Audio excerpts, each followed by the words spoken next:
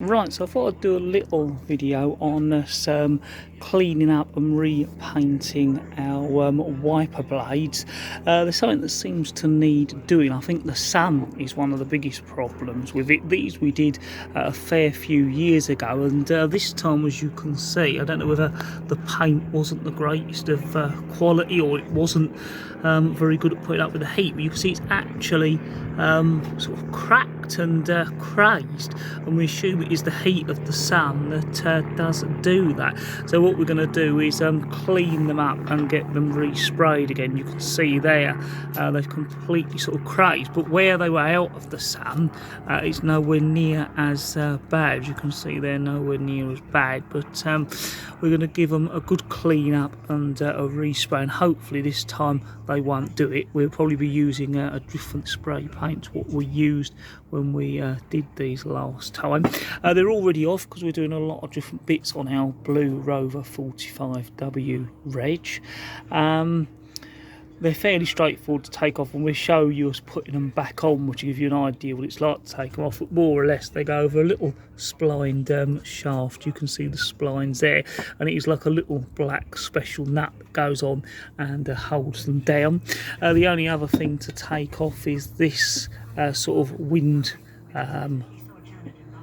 sort of deflector that helps give the wipers a little bit more force down.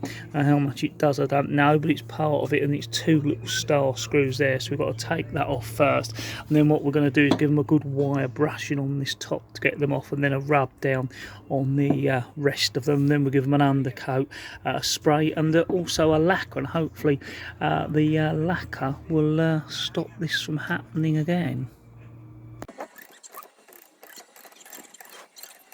Right, so that's that little wind deflector off, and what we've done is put the screws into that, and then we'll put that safely back in the car so it don't get lost, and then we're going to wire brush all that sort of crackling off of those, because you need to get that right off so that we have some chance of getting a good finish on the paint. Right, so we've now got the wiperarms wire brushed. As you can see, they've come up really nice, actually better than we've got them up before, and that's certainly got all that crazing off, which we just couldn't spray it with that on. What I'm going to do is give them a little bit of a sand down with some sandpaper, wet and dry, just to get a slightly better finish, and then we'll be ready to put on a primer. Right, so we've given the wiperarms a little rub down with some sandpaper, wet and dry, after we wire brush them, and they've come up pretty nice, and they're nice and smooth. We've got rid of all the sort of markings where the paint had crackled up, because we needed to get that off. We've then given them a wipe over with some panel wipe, just to take any grease off of them. And what I'm doing now is letting the primer sit in some warm water, just so it's not really cold from being that goes, because although it's a sunny day, things still aren't that warm, but ideal for spraying bits. I find actually when I'm spraying, you don't really want it too warm at all. Sometimes slightly colder I find is better, and if it's too cold, I even put a little floodlight on to give some warmth after I've spray painted. We've got the lacquer and the black paint. They're sort of a mid-range paint. They're not the cheapest, but they're not the dearest. But I think with the wiperarms, eventually they're always going to fail with what they go through. So it's best to just get a good paint, but knowing you probably eventually will have to do them again. The most important thing is the lacquer, and this is a lacquer we've used a lot, so we know generally it's pretty good, because that's what sort of protects the paint, and is going to be the first thing to show any sort of aging normally. So what we're going to do is give them a primer. Again, I found with wiperarms, you don't want the paint too thick on them, quite a thin coat as possible, because the thicker it is, the more likely it seems to be to crack, and actually it was on quite thick on these ones, and in later times I've been putting it on a lot thinner, which always seems a little bit too thin for me, but they seem to be less likely to crack up as well. And I think the biggest problem was the paint we'd used just wasn't up to cope with the sort of heat that you get in the summer on wiperarms. So it's time to give them a coat of primer. Right, so hopefully as you can see, what I've done there is just give them a really light dusting, and it really is a dusting, and then normally the next coat always seems to take better if you do that, and we don't really want to do any more coats than that really to keep it thin, but still giving it a little bit of an undercoat for that paint to take to. Right, so I've given the tin of paint a good shake up, and it's nice and warm where it's been in the warm water. It's time to give the wiper arms their first coat. I normally always give just a very light dusting for the first coat, and hopefully they only need a second coat after that. And what we've done is turn them so that the rough side, or the side you won't see so much, is first. So we spray that, then do the better side in case that side gets marked. You could have them hanging up, I suppose, but I tend to find they swing about and you get other marks on them, so this way works best for us.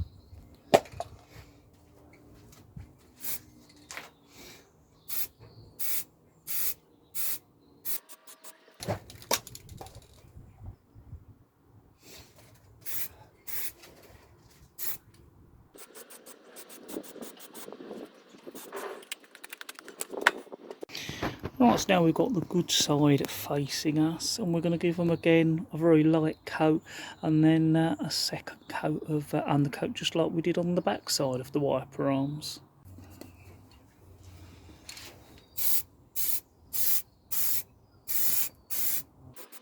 Right, so that's the light dusting. Now it's time to do the full and final coat of the undercoat.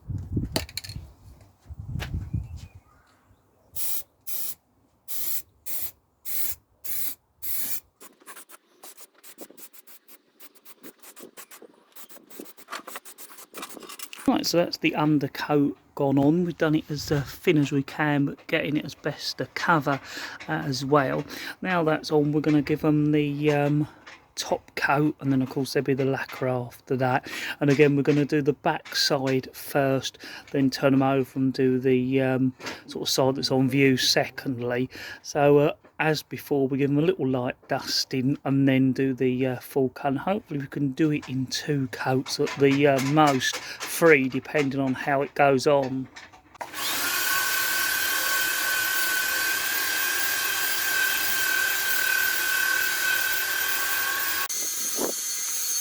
Right, so that's the dusting coat done. Now I'm going to give them a bit more of a permanent coat.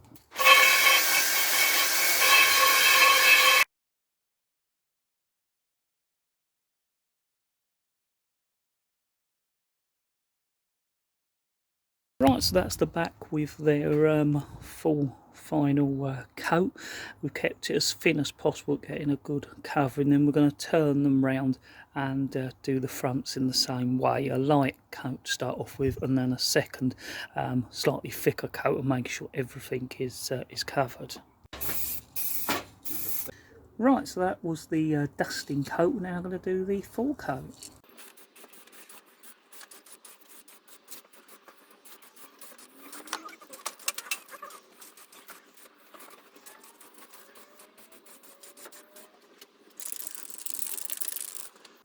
Right, so that's the final coat done. As you can see, it's a nice overall coat, but not too thick. We'll let that dry off to get a little bit harder, and then we'll move them indoors and let them fully dry overnight before we do the lacquer. We normally always like to do it to make sure that the undercoat and the final coat are nice and dry before we lacquer them. Right, so we've left the wipers overnight to make sure that black paint definitely dries off before we apply the lacquer, and as you can see now, it's dried quite nicely all over. A little bit of a breezy day today, but that's not really a problem. I actually find sometimes a slight breeze, as long as it's not too much, actually stops the sort of overspray dust resettling on the surface and causing a matte finish, especially when you're doing the lacquer. I find that works a lot better. What we've got is the lacquer in some warm water just to let it warm up, because although it's sunny, it's not an amazingly warm day, but certainly warm enough to spray it. Again, we do the same, a little light coat, and then perhaps 1 to 2 full coats depending on how it goes, and we turn them round, so we do the back side first, then the front side afterwards. Right, so we've done our light coat of lacquer on the backs, now we're going to do the full coat.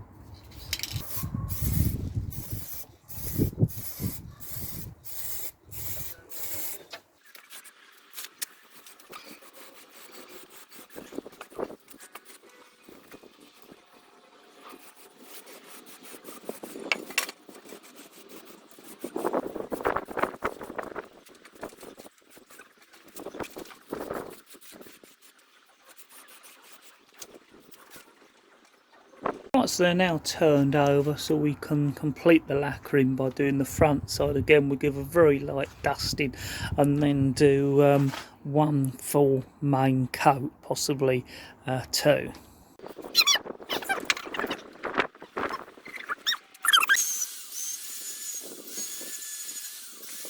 Right, so that's the light dusting. Now it's time for the full coat of lacquer on the front of the wipers.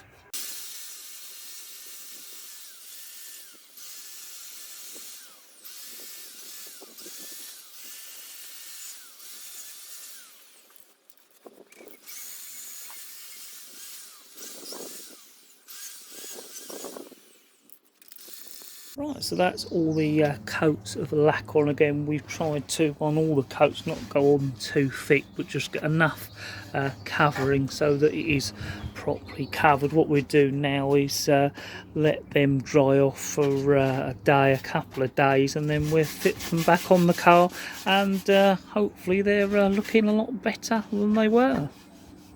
Right, so we're now ready to put the wiper blades or the wiper arms with the blades on back. As we didn't show you us taking them off, I just thought I'd cover how they come off. At the moment they're already off, but it's a good way to see how they come off. Basically it is like a little black sort of nut that a spanner can go over. Normally you tighten them down to sort of hand tighten, just do a little sort of nip up with a spanner to get it just tight, but you don't want to go really too tight. And what we did is once we took the arms off, we put the nuts back on, and as you can see there it is there. If I come to the other wiper arm, there it is with that nut off, and you can see the little spline there that the wiper arm goes over, and basically this then goes on top. So if we go over to the wiper arms, yes, as we come over to the wiper arms, what I've done is we've left them for a good few days, probably about 4 days, just to make sure the paint definitely hardens up and is less likely to mark when you're putting them on, because actually it's very easy to mark the wiper arms when you're putting them back on. So we've got that hopefully nice and hard, so there's no rush to put them back. It's always good to let them dry as long as you can. What we've done is give them a coat of spray and shine just to protect the paint, and we've also gone over the wiper arms and give them a little wipe over as well. And while we're talking about cleaning, I just thought I'd come back over to where the wiper arms attach in the scuttle along here, because it's a good chance to get some cleaning done with this, because often it's a job to get in right down in there when the wiper arms are on. So what I did is used a bit of spray and shine, and with a paintbrush and a little bit of cloth you can get right down in there and get everything sort of really nicely cleaned like that, and get any sort of grime that builds up down and around there. We'll give this scuttle a proper good clean, but before we put the wipers on I thought it was well worth doing that. So the next thing to do is to put back on our wind deflector, and the best thing to do is to put the wiper arm roughly in place to make sure you're getting that the right way round. And once again, it's those teeny little kind of star bolts in that, and again we put them in there so they didn't get lost, so I'm going to get on with putting that back now. Right, so I've now put the wiper blades back on the wiper arms. I always like to do that because I don't like the idea of that bare end being bare when you're putting them on in case something did fly back and it hits the window screen. Hopefully that would protect it just a little bit. And that is a case of just putting these over the splines in the rough right place. Normally it's pretty obvious where they're meant to be, and then doing up the little teeny bolt that goes on top. And what I'll do is get them on and show you them on. Right, so that's both wiper arms over onto the sort of studs, and of course they've got that splines which puts them in the rough position. We normally have them sitting just off the bottom of the window screen, and of course you've got two lengths of arms. You've got the I suppose kind of shorter arm, but it's the arm with the deflector on, and then what looks like the longer arm goes on the passenger side there. And normally you have the shorter wiper blade and the longer wiper blade. The longer wiper blade on the driver's side and the shorter one over there on the passenger side. So all we've got to do now is put that little bolt over there to hold them on. Right, so what I've done now is got these little bolts on to hand tight, and I just like to say, when we're fitting, what we normally do is have it lifted up like that, position it on, and then pull it down, then ease it onto the splines, and then let that bolt do up to get it just where we want it. And that's why we like to put the wiper blades on, to give it some sort of protection so it doesn't go through the window. But we've also done is put a cloth on the window screen just to doubly make sure, because it's always easier to take a bit of time to repair than have to deal with the damage you might do if it does go wrong. So all we're going to do now is do up the little bolts with a spanner, just do them roughly tight so they fill on, but not too tight. And then that is them back on. I thought I'd just briefly cover that, as we didn't show them coming off, but I always find sometimes it's easier to see what it's like when something's come off and how it goes back together, to help you visualise what it's going to be like to remove and then put back on as well. Right, so that is the wiper arms back on and refurbished, resprayed. Hopefully, as always, this video has been of use to you and give you a little insight into what might be involved in a particular job. As always, thank you very much for watching, and we look forward to joining us in the next video, or of course looking back for our archive and watching through some of the other videos we do on our rovers.